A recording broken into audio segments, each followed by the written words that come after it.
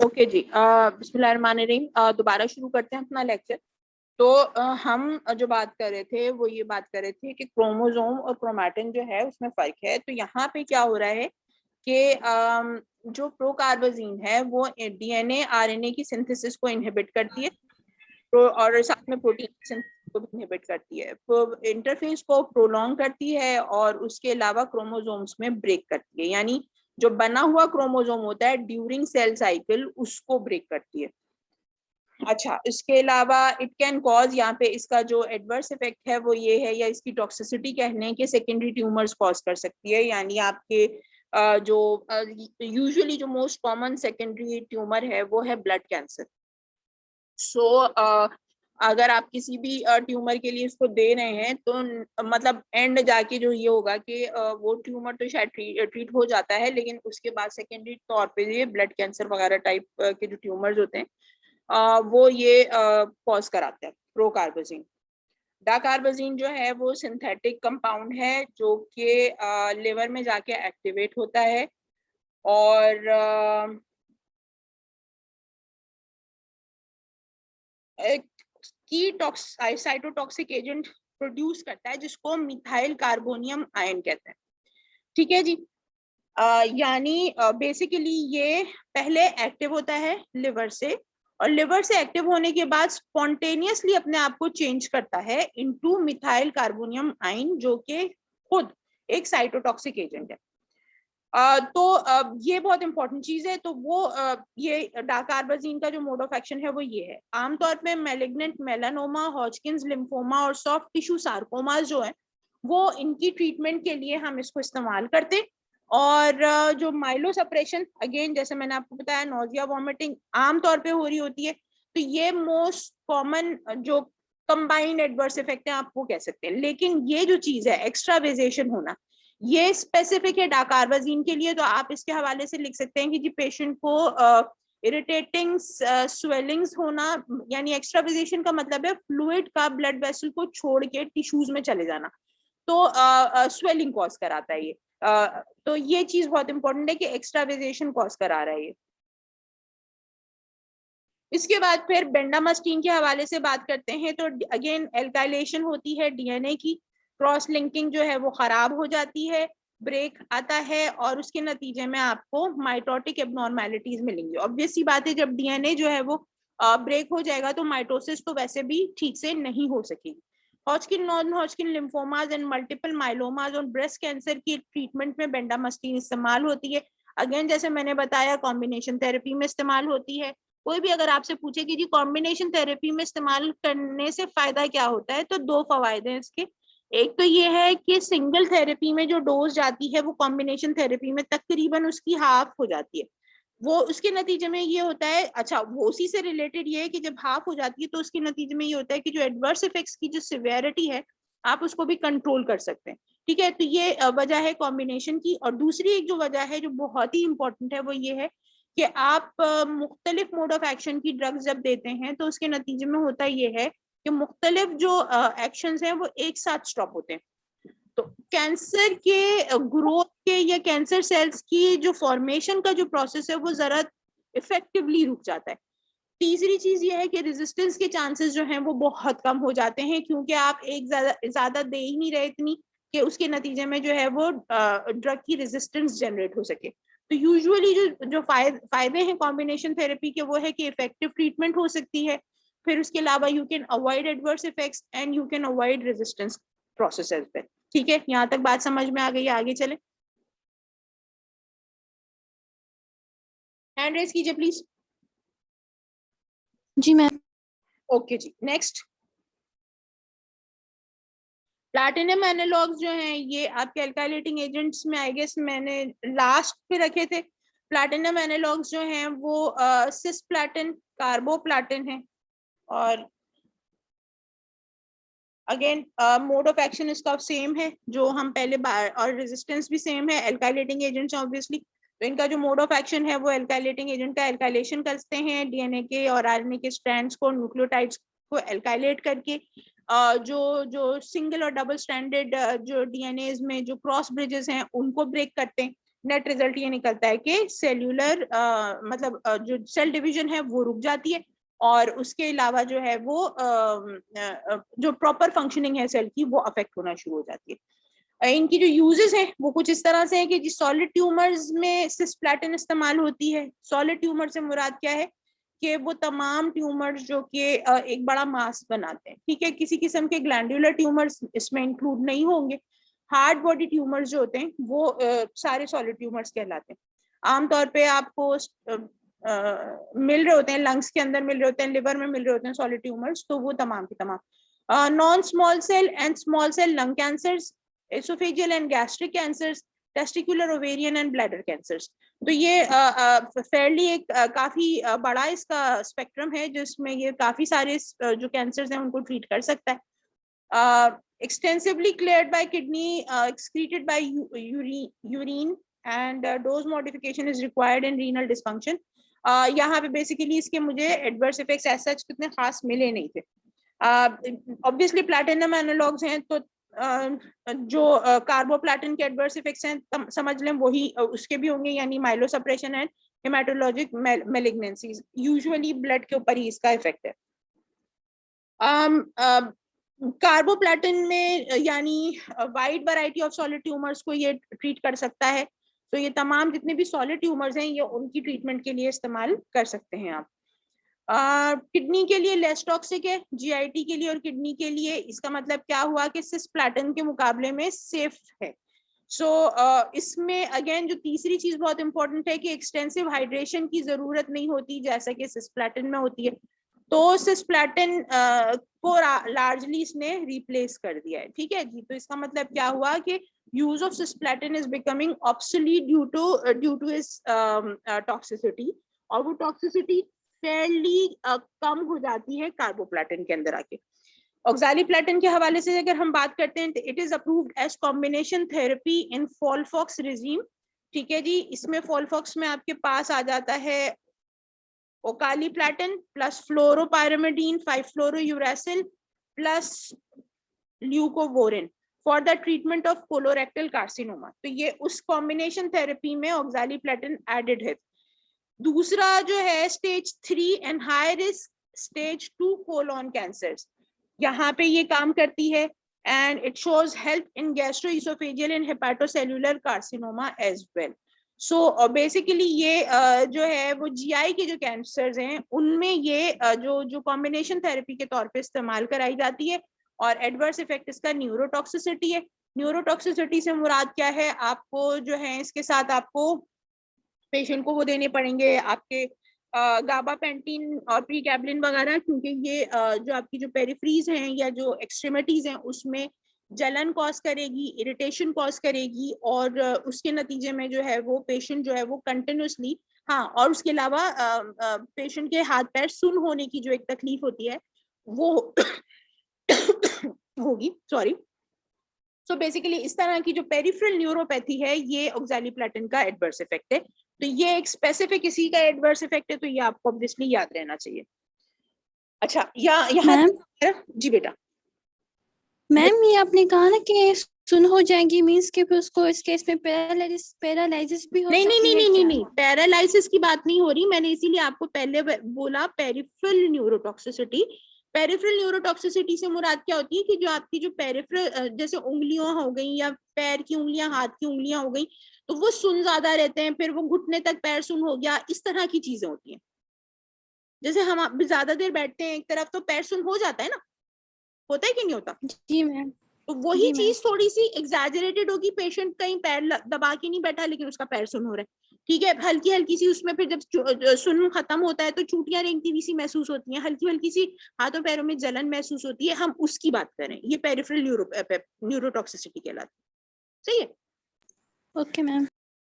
Okay जी। तो इसके लिए हम आमतौर पे प्रीगैबलिन या गाबापेंटिन पेशेंट को दे रहे होते हैं ताकि उसके ये जो सुनपना है या जो उसकी जो पेरिफेरल न्यूरोपैथी हो रही है उसमें आराम आ सके।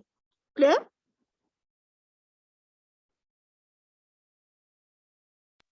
जी मैम। Okay, thank you. आगे चलते हैं।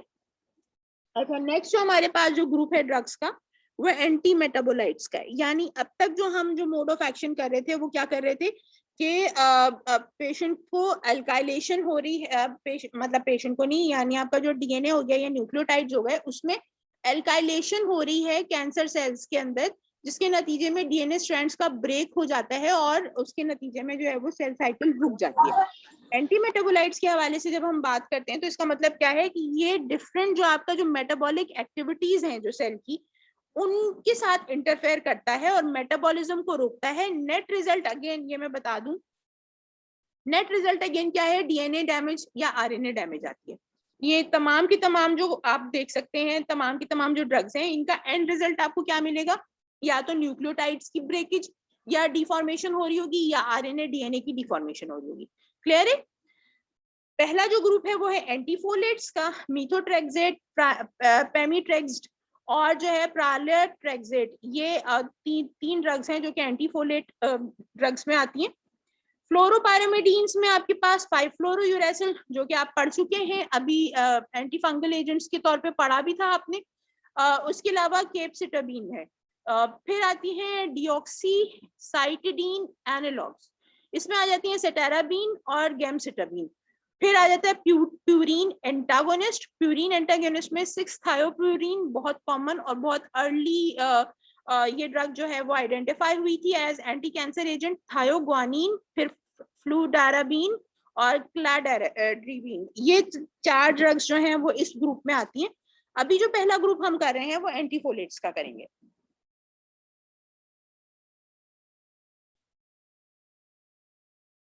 अच्छा जी, इसमें थोड़ा सा ये इस तरह से था कि थोड़े से मोड ऑफ एक्शंस में स्लाइड सा डिफरेंस था, तो इस वजह से हमने ड्रग के नाम के साथ मोड ऑफ एक्शन कर रहे हैं। पहली जो ड्रग है वो है मीथोट्रेक्सेट। मीथोट्रेक्सेट का मोड ऑफ एक्शन क्या है कि it is a folic acid analogue and it binds to high affinity of active site of dihydrofolate reductase enzyme।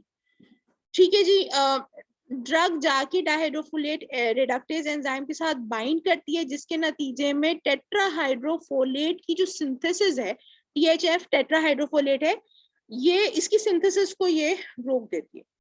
अब अगर यहाँ पे टेट्राहाइड्रोफोलेट नहीं बनता है तो इसका मतलब क्या हुआ कि आगे प्यूरीन्स का बनना, और प्यूरीन्स का बनने के बाद ऑब्वियसली आरएनए बनना, और आरएनए बनने के बाद प्रोटीन सिंथेसिस होना, पूरा जो प्रोसेस है इसमें इंटरफेरेंस आ जाएगी।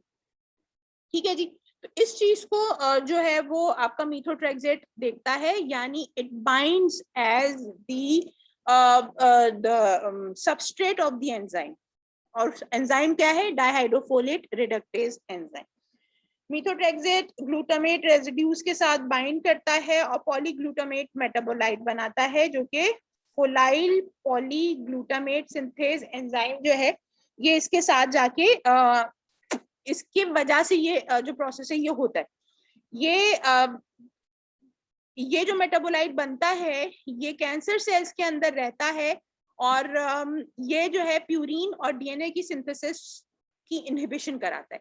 सो बेसिकली पहला काम जो दो काम हो रहे हैं, एक तरह से समझ लें कि मीथोट्रेक्सेट डायहाइड्रोफोलेट रिडक्टेज एंजाइम के साथ बाइंड करके टेट्राहाइड्रोफोलेट की सिंथेसिस रोक रहा है, साथ में जो दूसरा काम कर रहा है वो है पॉलीग्लूटामेट मेटाबोलाइट का बनना। ये जो पॉलीग्लूटामेट मेटाबोलाइट्स है ये अगेन ये भी वही काम कर रहे हैं कि प्यूरिन और डीएनए की सिंथेसिस को रोक रहे हैं। अच्छा, पेमीट्रेक्स्ड जो है इसका क्या है कि it interferes with the activity of S phase. अब आपको मालूम है कि एस फेज में क्या हो रहा होता है। एस फेज के अंदर आपको मालूम है कि रेप्लिकेशन चल रही होती है डीएनए की, तो ये जो डीएनए की जो रेप्लिकेशन का जो प्रोसेस है वो रोकता है। क्यों रुक रहा है डीएनए की रेप्लिकेशन का प्रोसेस? क्योंकि उसको बेसिस नहीं मिल रहे। ठीक है, अच्छा, बेसिस नहीं मिलेंगे तो डीएनए किसी सूरत भी रेप्लिकेट नहीं हो सकता है, तो थायमिडाइलेट सिंथेस को इनहिबिट करके प्यूरीन की सिंथेसिस रोक रहा है। और जब बेसिस नहीं मिलेंगे, नाइट्रोजिनस बेसिस नहीं मिलेंगे तो न्यूक्लियोटाइड्स नहीं बनेंगे, और जब न्यूक्लियोटाइड्स नहीं बनेंगे तो डीएनए का रेप्लिकेशन नहीं हो पाएगा। इसका मतलब क्या हुआ कि एस फेज की एक्टिविटी ऑल्टर हो रही है। क्लियर है ये बात? हैंड रेज कीजिए। यस मैम, क्लियर है। ओके, अच्छा, इसके बाद जो इसकी जो प्रालाट्रेक्सेट एक और जो ड्रग थी जो मैंने आपको अभी थोड़ी देर पहले बताई थी, वो जो है बेसिकली उसका जो मोड ऑफ एक्शन है वो दोनों है, यानी वो मीथोट्रेक्सेट वाला मोड ऑफ एक्शन भी रखती है और साथ में जो आपका प्रामाट्रेक्स्ट की जो मोड ऑफ एक्शन है वो भी रखती है। तो it's the combination of to.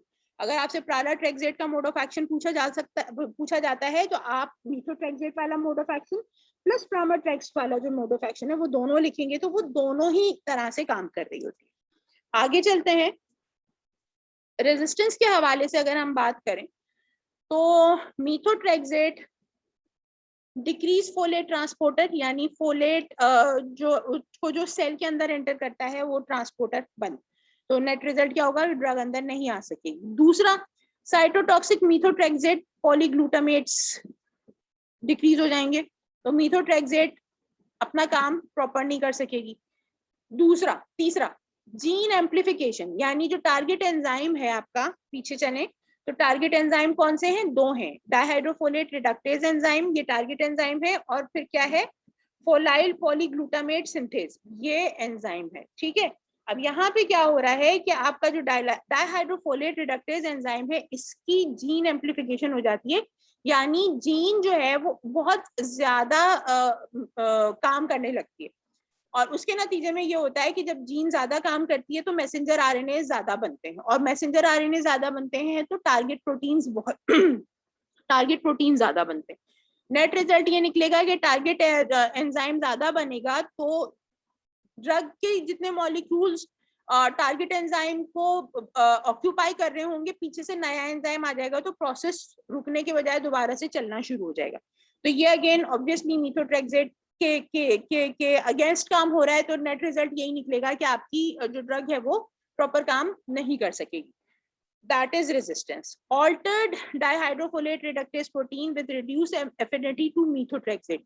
Again, जैसे मैंने आपको पहले भी बताया था कि slight modification हो जाती है, जीन मॉडिफिकेशन जो कहलाती है, उसके नतीजे में ये होता है कि जो नया प्रोटीन बन रहा होता है उसमें जो उसकी बाइंडिंग साइट में ऑल्टरेशंस आ जाती हैं। नेट रिजल्ट ये निकलता है कि जो पुराना प्रोटीन था जिसके ऊपर मीथोट्रेक्सेट आराम से बाइंड हो सकता था, अब जो नया डाइहाइड्रोफोलेट रिडक्टेज एंजाइम का जो प्रोटीन बन रहा है उसमें वो जो बाइंडिंग साइट थी वो चेंज हो गई। अब क्या होगा कि उसके नतीजे में उसकी जो मीथोट्रेक्सेट को बाइंड करने की जो एफिनिटी थी वो कम हो जाएगी या खत्म हो जाएगी। ठीक है, नेट रिजल्ट क्या निकलेगा कि मीथोट्रेक्सेट अपना काम नहीं कर सकेगी और रेजिस्टेंस जनरेट हो जाएगी। पेमिट्रेक्स की बात करते हैं तो थायमिडाइलेट सिंथेज प्रोटीन अगर ज्यादा बन रहा है, ओवर एक्सप्रेशन हो जाती है उसकी, ज्यादा बनना शुरू हो जाएगा, तो क्या होगा, सिंपल सी बात है कि प्यूरिन्स जो हैं वो ज्यादा जल्दी बनने शुरू हो जाएंगे, और जो भी पेमिट्रेक्स का जो मोड ऑफ एक्शन था वो पूरा का पूरा जो है वो नल एंड वॉइड हो जाएगा। तो इस तरह से फिर अगेन अब जो वो कैंसर है उनकी ग्रोथ शुरू हो जाएगी।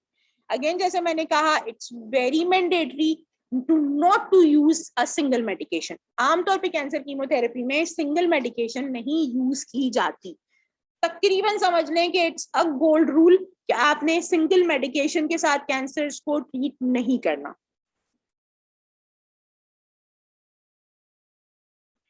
एडीआरस या टॉक्सिसिटी की अगर बात की जाए तो मीथोट्रेक्सेट के जो जनरल एंटी कैंसर एजेंट्स के जो एडीआरस हैं तकरीबन वो सारे, लाइक रीनल डैमेज हो गया, लिवर फाइब्रोसिस हो गई, इंट्राथिकल न्यूरोलॉजिकल टॉक्सिसिटी हो गई, मेनिंजियल इरिटेशन, हेडेक, स्टिफ नेक, फीवर, एन्केफेलोपैथी, ये तमाम चीजें, और जो साथ में जो जनरल म्यूकोसाइटिस, डायरिया, माइलोसप्रेशन, ये तमाम चीजें जो है मीथोट्रेक्सेट में मिल रही होती है। पेमिट्रेक्स की अगर हम बात करते हैं, अगेन म्यूकोसाइटिस, मैंने जैसे बताया था आपको, जो मुंह के अंदर जो म्यूकस मेम्ब्रेन है उसका इन्फ्लेमेशन हो जाना, डायरिया होना, माइलोसप्रेशन, फटीग, हैंड फुट सिंड्रोम होना जिसको पामर प्लांटर एरिथ्रोडिस्थेसिया भी कहते हैं। ये साइड इफेक्ट है बहुत कुछ कैंसर्स की ट्रीटमेंट का। हैंड फुट सिंड्रोम होता क्या है कि रेडनेस हो जाती है, स्वेलिंग होती है, पेन होता है in the palms of the hand या सोल ऑफ द फीट, और कभी कभी इसमें दाने बन जाते हैं, ब्लिस्टर्स मतलब पानी भरे हुए दाने जो कि फट जाएं तो फिर उसमें से पानी भी रिलीज होता है।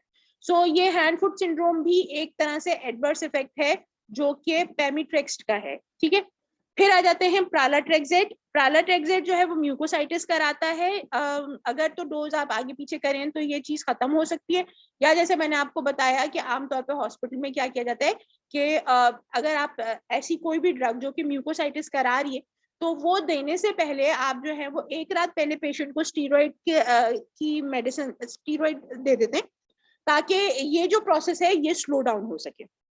इसके अलावा फोलिक एसिड और विटामिन B12 के सप्लीमेंटेशन देते तो हैं, लेकिन म्यूकोसाइटिस होने से ये रोक नहीं सकता। आमतौर पे दिए जा रहे होते हैं, लेकिन एट द एंड म्यूकोसाइटिस हो जाएगी। हो सकता है उसकी जो टॉक्सिसिटी है वो बहुत ज्यादा ना हो, बहुत मतलब क्या कहना चाहिए कि बहुत ही ओवर द बोर्ड जाके ना हो रही हो, लेकिन होगी। ठीक है जी। सो आज के लिए हम यहाँ पे एंड करते हैं। इधर से रिलेटेड अब तक जितना भी है, अगर कोई सवाल है तो आप लोग मुझसे पूछ सकते हैं।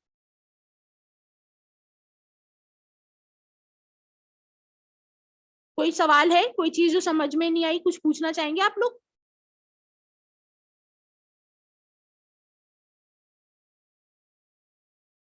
एनीबॉडी?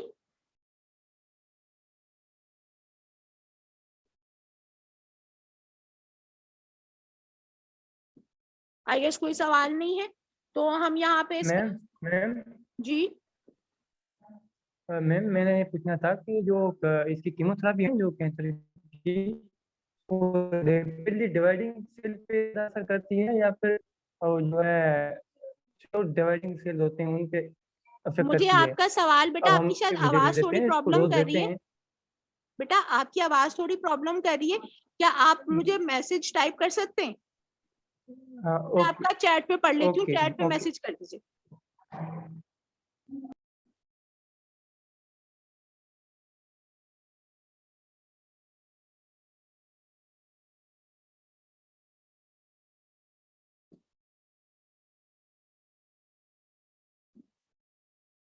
हाँ जी, आपका सवाल आया आया नहीं बेटा?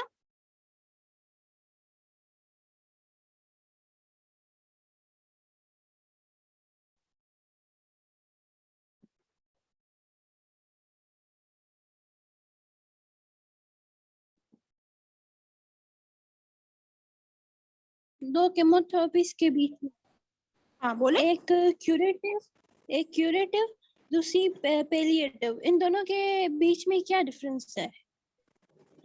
क्यूरेटिव एंड पैलिएटिव ना, देखो क्यूरेटिव का मतलब ये होता है कि आप कोई ऐसी चीज दे रहे हैं जो कि क्योर करने की कोशिश करी। ठीक है जी। आमतौर पे अगर कोई भी चीज जो है वो इलाज के लायक हो, यानी उस कोई भी बीमारी है जिसका इलाज हो सकता है, तो जो ट्रीटमेंट की जाती है वो क्यूरेटिव ट्रीटमेंट होती है। यहाँ तक बात समझ आई? जी मैम। अच्छा, दूसरा जो तरीका है वो ये है कि एक पेशेंट है जिसकी कंडीशन अब इतनी खराब हो चुकी है कि अब उसके साथ हम मजीद कुछ नहीं कर सकते हैं, तो उस वक्त हम क्या करते हैं, पेशेंट का यानी ये एंड ऑफ लाइफ ट्रीटमेंट कहलाता है। उसमें ये होता है कि पेशेंट को जो सिम्टम्स हैं वो खाली उनको रिलीव कर दिया जाता है, लेकिन फर्दर कोई ट्रीटमेंट उसके मर्ज के इलाज के लिए नहीं दे सकते। यानी जैसे आप यूं कह लेंगे, फॉर एग्जाम्पल कैंसर है जिसके बारे में मरीज ये कह रहे हैं, मतलब डॉक्टर ने ये बोल दिया है कि अब मरीज के अंदर कोई मतलब बचा नहीं है कुछ, हम उनका मजीद कुछ नहीं कर सकते, और मतलब जवाब दे दिया जैसे डॉक्टर ने। ऐसे टाइम पे ऑब्वियसली आप डायरेक्टली पेशेंट को जहर देके तो नहीं मार देंगे ना, उसका एक टाइम है जब तक वो मतलब वो अपनी लाइफ पूरी करेगा। उस लाइफ के दौरान उसके जाहिर सी बात है कभी उसको तकलीफ होगी, कोई इन्फेक्शन होगा, उसको कोई दर्द होगा, तो ऐसे टाइम पे आप क्या कर रहे होते हैं कि जो भी सिम्टम आ रहा होता है पेशेंट का उसको रिलीफ दे रहे होते हैं, यानी हम उसको कहते हैं सिम्टोमेटिक रिलीफ देना। ठीक है, तो वो जो सिम्टोमेटिक रिलीफ होती है एंड ऑफ लाइफ ट्रीटमेंट कहलाती है, वो पैलिएटिव ट्रीटमेंट होती है। यानी पैलिएटिव का नाम आने का मतलब आप समझ जाएं कि पेशेंट को डॉक्टर ने जवाब दे दिया है, और पेशेंट को मतलब जब तक उसकी जान है उसको जो जितना मैक्सिमम आप उसको आराम दे सकते हैं वो वाली ट्रीटमेंट चल रही है। क्लियर? जी मैम क्लियर, थैंक यू। हाँ जी, किसी और का कोई सवाल है?